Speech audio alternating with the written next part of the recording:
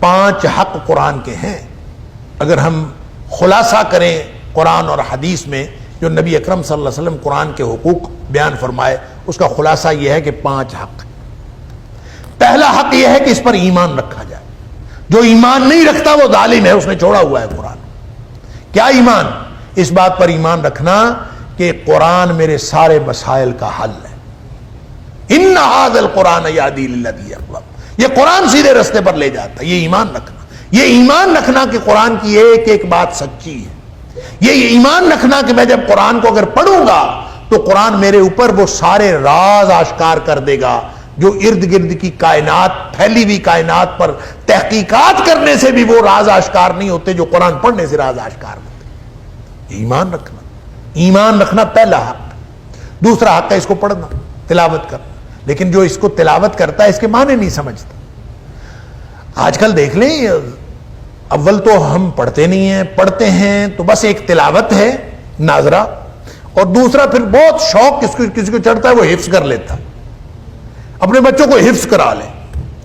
اور یہ بھی ایک رواج کے طور پر ہے، اور اللہ تعالیٰ نیتوں کو جانتا ہے. حفظ کرنا بہت بڑی سعادت ہے، لیکن جس نے قرآن کو سمجھا نہیں اور ساری زندگی طوطے کی طرح پڑھتا رہا، اس کا مطلب ہے اس نے قرآن کو سمجھا نہیں، قرآن کا حق نہیں دیا. یہ بھی قرآن کو چھوڑنا ہے. اتخذوا ھذا القرآن مہجورا، تھا ان کے پاس قرآن. یہ وہ استغاثہ ہے جو قیامت والے دن نبی اکرم صلی اللہ علیہ وسلم اللہ کے سامنے پیش کر دینا.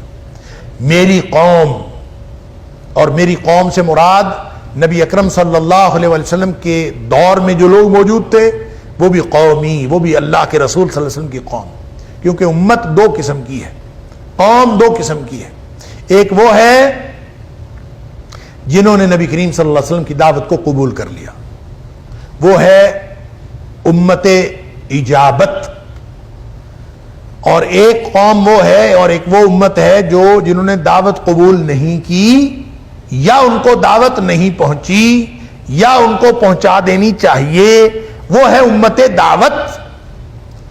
لہذا آپ اس کو زمانی اعتبار سے دیکھیں کہ جب نبی پاک صلی اللہ علیہ وسلم اس دنیا میں تشریف لے آئے تو اس کے بعد قیامت تک آنے والا ہر شخص نبی کریم صلی اللہ علیہ وسلم کی امت میں سے ہے. اور ان قومی کا مصداق ہے، چاہے یہودیوں میں سے ہو، چاہے نصارہ میں سے ہو، چاہے ماننے والوں میں سے، چاہے نہ ماننے والوں میں سے. وہ جنہوں نے مان لیا وہ امت اجابت ہے، جنہوں نے نہیں مانا وہ امت دعوت ہے. نبی کریم صلی اللہ علیہ وسلم خود تشریف فرما ہوتے تو ان تک دعوت وہ خود پہنچاتے. اب یہ امتیوں کا کام ہے، ہماری ڈیوٹی لگا گئے ہیں نبی کریم صلی اللہ علیہ وسلم. فَلْيُبَلِّغِ الشَّاهِدُ الْغَائِبَ، خطبہ حجۃ الوداع کے موقع پر آپ نے فرما دیا تھا کہ جو موجود ہیں یہ ان تک میرا دین پہنچا دیں جو موجود نہیں. اگر ہم نے نہیں پہنچایا امت دعوت تک تو پھر ہم ذمہ دار ہیں. اور جس کو قرآن پہنچ گیا، ذکر اذا جاءنی لقد اضلنی عن الذکر بعد اذ جاءنی، کہ اس نے مجھے ذکر آ جانے کے بعد بھی اس سے مجھے گمراہ کر دیا تھا. اگر کسی کے پاس پہنچ گیا ہے تو اس نے نہیں مانا تو اس سے بڑا ظالم اور کون ہوگا. اور اگر کسی نے پہنچایا نہیں، پہلا حق ایمان لانا، دوسرا حق پڑھنا، تلاوت کرنا، تیسرا حق سمجھنا، چوتھا حق عمل کرنا، اور 5واں حق آگے پہنچانا. یہ 5 حق قرآن کے ہم سب کے اوپر ہیں.